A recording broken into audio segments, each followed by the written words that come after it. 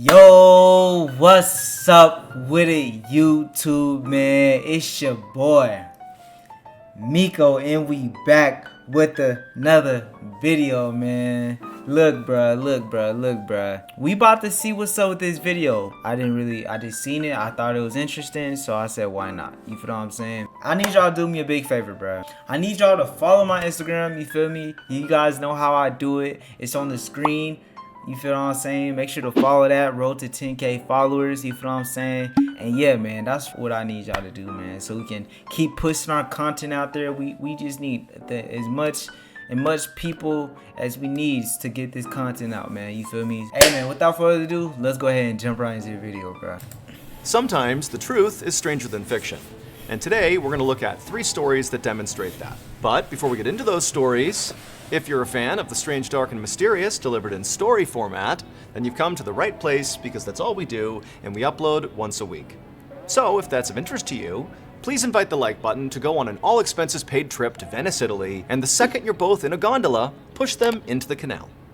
Also, please subscribe to our channel and turn on all notifications so you don't miss any of our weekly uploads. Okay, let's get into today's stories.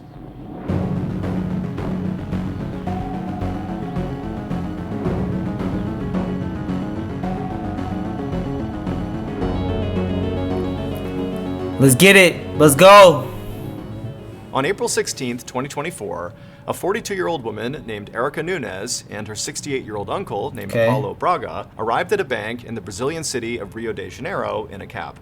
Erica got out of the back seat first and then asked the driver to wait so she could go inside the bank to get a wheelchair for her uncle because recently he had been sick with pneumonia in the hospital. She found one in the lobby and then wheeled it back outside. When she got back to the cab, the driver helped her lift her uncle Paulo into the wheelchair, and then afterward, Erica thanked the driver, and then she wheeled her uncle up to the bank, and as she got near the door, a bank attendant came out and opened up the door for them to go inside. Erica smiled at the attendant. Her uncle had been living with her for the past 8 months, and so Erica was pretty accustomed to some level of caretaking, but it had gotten a lot harder recently with her uncle being in the hospital with pneumonia, and so Erica was just exhausted, and so little gestures like this were very appreciated. But despite her exhaustion, today was a really good day for Erica because her uncle was so appreciative for all the help that he had actually offered to go to this bank with her today and take out a loan for her in his name so she could do some much needed repairs around her house. So Erica and her uncle made their way through the bank towards the front desk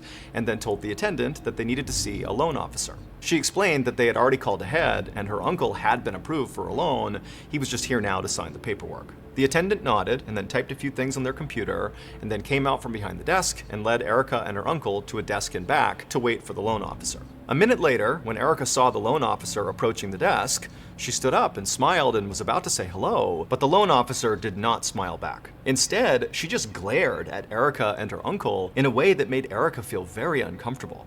And then, instead of shaking their hands, the loan officer just turned around and walked away. Erica looked around in confusion and then sort of sat down awkwardly, feeling worried and also a little annoyed. She turned and watched as this loan officer continued walking away and then stopped next to some employee. She bent down and whispered something in the employee's ear, and Erica watched as this employee's eyes went wide as she heard whatever the loan officer said. And then this loan officer and that employee, they got up and they vanished into a back room of the bank. So now Erica was feeling really weird about all of this. She turned to her uncle and she saw he couldn't even meet her eyes. So she reached out and just began massaging his neck and shoulders. A little while later, the loan officer would come back to the desk, and this time she was carrying this huge stack of papers, and she placed it on the desk in front of Erica's uncle. But instead of sitting down and going over this huge amount of paperwork with them, the loan officer just stood there staring at Erica, and Erica stared right back. And for about 30 seconds, there was just tense silence. And then eventually, the loan officer pulled out her phone and very obviously started filming. And so now, Erica went from feeling just uncomfortable to feeling sort of afraid. I mean, this was definitely not normal bank behavior, even for a seemingly very rude employee. But Erica decided to kind of ignore the weirdness and just get her uncle started on the paperwork. But after a few minutes, Erica began to hear the sound of emergency siren. Man, forget all that. I'm not signing nothing, especially they coming with all this weird energy. What y'all got going on, man? Outside the bank. And when she looked up, she saw all these police and first responders running towards her. The video that loan officer shot that day of Erica and her uncle went viral in Brazil. In this video, Erica is seen smiling and attempting to help her uncle sign this paperwork, and she's obviously holding up her uncle's head. But her uncle is not weak from illness. Her uncle is dead. In fact, he had died hours before Erica had gone to the bank. Now, Erica later claimed that she had no idea her uncle was dead. However, it was very obvious to everyone around her, which is why all the bank employees were acting so strange. Erica was arrested and held for 16 days before being released. Hold on, bruh. She knew? Nah, she knew. She knew. No way. She faces charges of abusing a corpse and attempted theft through fraud. Her case has not yet been adjudicated. Wow. Thanks to DraftKings for sponsoring this. No, bruh. One place instantly get fam. taunting. Again, plus fam. $50 Fam. Hey. Hey, yo. On the prowl. That's crazy, bruh. You took care of this man and everything, and you used his body to get approved on some junk? That's insane. On the night of October 20th, 2021, two young couples were hanging out inside of a little home in the woods in Henderson County, North Carolina. The couples were Rachel and her fiancé Chris, and their friends Autumn and Jake, whose home it was. Rachel and Autumn were in the kitchen preparing to dye Rachel's hair over the sink. Jake and Chris were in the living room discussing the very strange sightings of a black panther that had been reported all over town in recent days. So, North Carolina does have big cats, including panthers. After all, their professional football team is named the Carolina Panthers. However, the panthers in North Carolina are typically of the brownish color, not the pitch black variety like the panther that was apparently prowling all over Henderson County in recent days. Nonetheless, Chris was absolutely convinced that he had seen this black panther about a week ago when he was out walking his and Rachel's new puppy.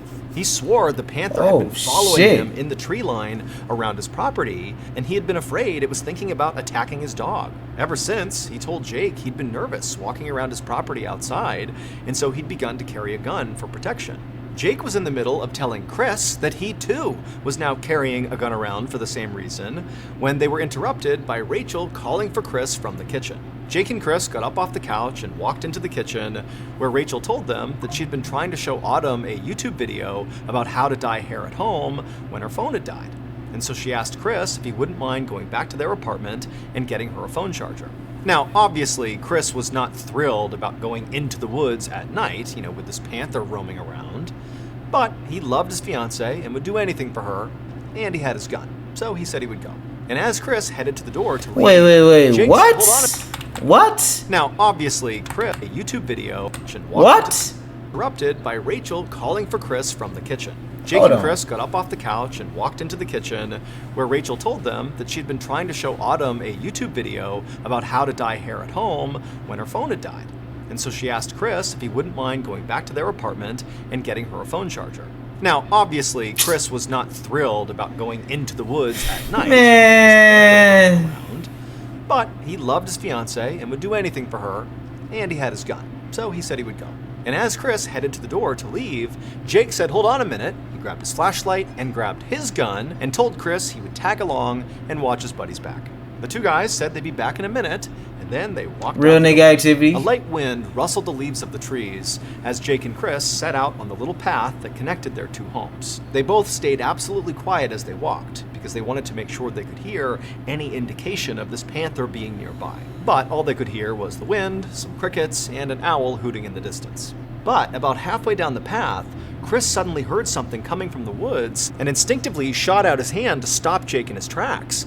They both froze, and then Jake raised his flashlight and shined it at the underbrush where Chris was saying he had heard noise. And for a second, all they saw were green leaves. But then, two eyes opened up and reflected back at them. The two men gasped and instinctively reached for their guns, but before they had to draw and do anything, this creature emerged from the underbrush, and it was just a raccoon.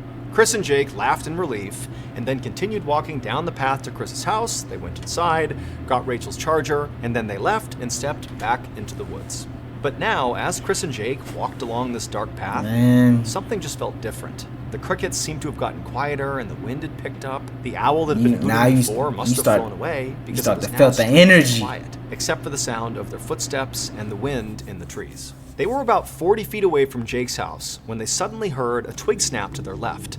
And so the two men turned to face the noise, and as they did, they heard another sound, a low, raspy growl. And so Jake aimed his flashlight at the bush where these noises had come from, and this time it was obvious it was not a raccoon, because the bushes were literally shaking like some enormous animal was inside of them. And so the two men looked at each other with wide eyes, and without saying a word, they both knew they were thinking the same thing. It's the panther. And so the two men drew their guns and they aimed it at the bush, hoping that this thing would just take off back into the woods. But it didn't. The bush continued to shake like whatever it was going to leap out. And so the men just opened fire, and they kept on shooting until they heard a new horrible sound. And the second they heard it, they dropped their guns. It would turn out that was not a panther. After Chris and Jake had left the house, Rachel and Autumn decided to pull a prank. They had found some expired eggs in the fridge, and they decided they would go hide in the bushes near that pathway and pelt the guys with them. When Rachel saw Chris and Jake approaching, she tried to crouch down lower in the bush so as not to be seen, but as she did, she stepped on a twig. And at the same time, would she in do that, anticipation though? of their prank, the women started to laugh. They tried to stifle their laughter, but that only made them snort and shake the bushes. And that combination of noises, the snapped twig, the stifled laughter, which sort of resembled a short raspy growl, and the shaking bushes, signaled to the guys that this was no prank. This was the panther, and if they didn't act, it might attack them. And so they drew their guns and they began to shoot until they heard Autumn scream out in horror. Tragically, by the time they had stopped shooting, it was already too late for Rachel. She had been shot to death. Law enforcement did an investigation into the shooting, and they declared it was just a horrible accident. Everybody was sober, and the two men were carrying their weapons legally, and so no one was ever charged with Rachel's death. And to this day, no one has ever gotten solid evidence that that Black Panther even exists. Even exists? Bro. What? But y'all, fam, you don't do shit like that, bro. Niggas are on go. Niggas are on alert, bro. It's late at night and you talking about a prank? Come on, man. Come on, bro. R.I.P. to her, bro. You feel me? That's still crazy, bro. Cutting it close. On a snowy morning in 1972, 22-year-old Sotria Kritsonis sat at her bus stop in Seattle, Washington, adjusting her knit cap against the cold. The hat actually still felt pretty weird on her head because just a few days earlier, she had cut her brown hair super short, and so she wasn't quite used to it yet. But despite that, she loved her new hair. In fact, she'd deliberately worn this big hat to hide her haircut, because this would make the reveal to her friends at school that much better. She glanced up Rainer Avenue for any sign of her bus, but there wasn't one. The city's public transportation system was all out of whack that day because of the weather, and so Tria was becoming pretty impatient because now her bus was over an hour late. She'd already missed her first class of the day because of this bus, and now she was in danger of missing her second class. And that's when she heard the beep of a car horn, and a pale yellow Volkswagen Beetle rolled up to the curb right in front of her. So Tria had to squint through the snow, but she could see the silhouette of a man in the driver's seat of this car, and he was rolling down the window of the Don't get in that passenger car. side and kind of waving her over. Curious, she walked up to the now open window and leaned in, and the warmth coming from inside the car felt great. And this is where Sotria got her first real look at the driver. He was a good-looking guy in his 20s, he was well-dressed, pleasant-seeming, just an overall normal-looking person. He explained that he'd actually been driving on Rainer Ave for a while, and he hadn't seen a bus in a long time, and so he offered to give Sotria a ride to her school. But remember, this is the 1970s, Come on, bro. and hitchhiking at the time in America was pretty common, especially on the West Coast where Sotria was. And so pretty quickly, she agreed to get in because she knew this likely was her best chance at making it to school for her second class, and she was freezing. After the man pulled back onto Rainer Avenue, Sotria sat back in the seat, enjoying the warm air blasting out of the vents. And as she did, she looked out her window at the familiar route passing by. Sotria was about to apologize to this guy for making him drive so far out of his way when she heard him turn on his blinker. He was preparing to turn right. And this struck Sotria as odd because, as she had explained to him back on the curb, her school was a straight shot down Rainer Ave. There was no need to turn. So what was he doing? Sotria looked over at him, expecting him to explain why they were taking this sudden detour. But the man just stared straight ahead. And then a moment later, she heard the blinker turned on again, and she looked up and saw they were about to merge onto Interstate 5 southbound, which was definitely not the way to Sotria's school. And now Sotria felt a pang of fear. She opened her mouth to tell this guy he was going the wrong way, but he cut her off. And he looked at her and he said, "You know, it's a terrible idea to take a ride from a stranger." The man kept on talking as he merged onto the highway, but Sotria was not listening at all. Instead, she was fixated on what he was doing with his right hand. His left hand was on the wheel, but with his right hand, he was fishing for something underneath his seat. And so Sotria's mind began to race. Without taking her eyes off of this man and what he was doing, she traced with her hand and felt for the door handle. But she couldn't feel it. And then she turned. There was no door handle. It had been removed. No! Just then, the man stopped rummaging around underneath his seat. Whatever he was looking for, he had found it. The man sat partway up and looked at Sotria with his hand still hidden behind one of his legs and a determined but emotionless expression on his face. At this point, Sotria felt her heart hammering so hard in her chest that she was worried she might pass out from terror. All she could think about was, what is he hiding behind his leg? What was underneath his seat? But then, something strange happened.